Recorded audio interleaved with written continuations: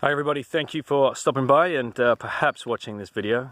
I want to talk today about sales and that awful term, overcoming or handling objections, which strikes fear into almost anybody that's going to pick up the phone and almost anybody that's led by a sales manager that uses that kind of language. You know, how are you at handling objections? Are you any good at overcoming objections? I just want to put that into perspective a little bit.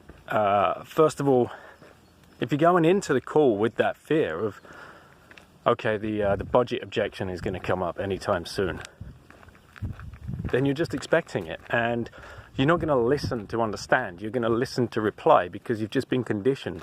You may have even been given a script, and by the way, if you have been given a script, it's not really ever going to work for you because it's never going to be you and your voice and your beliefs and your values coming through to that person on the other side of the phone who you are trying to connect with. So we've got to break down this barrier of fear around the word objection. And instead, replace that word with question or statement, because that is basically all you're hearing. It's either a question or a statement. We don't have budget for that is a statement, and it's information about that person and about that person's role within that business, and it's information about that business. Now, if we listen to understand instead of listening to reply, because you'll have a script set up to overcome this objection, listening to understand, how does that work? First of all, you want to use, there's three parts to it. First part is silence. Just stay silent for another 3 to 4 seconds. Because as soon as that person delivers that statement, they're going to expect you naturally to reply. If you just hold a silence, as awkward as it's going to be, one of the hardest things to do, hold the silence, they will start to carry on talking. And behind that silence, you'll get extra information. We don't have budget for that. Because we are undergoing a merge with a different company, and we just don't know how that's going to go, and perhaps how that might transpire, and whether we're going to have budget for all of these things.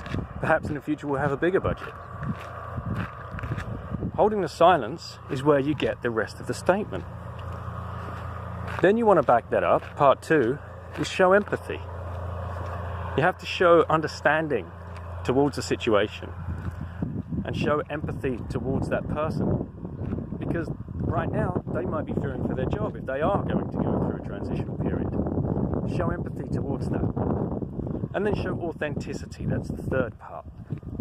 The third part is to be authentic, and it could go something along the lines of, oh well, that's either good news or bad news. I hope everything works out well for you. How do you feel about the transitional period? Get into the conversation. Then authenticity is to back that up with a case study you might have of another customer that's been through the exact same thing just 6 months ago. Company X merged with Company Y. We helped them through the whole thing, and we made sure that when it came to attributing budgets, that we met with the CFO of the new company to explain our services, so it took the pressure off you.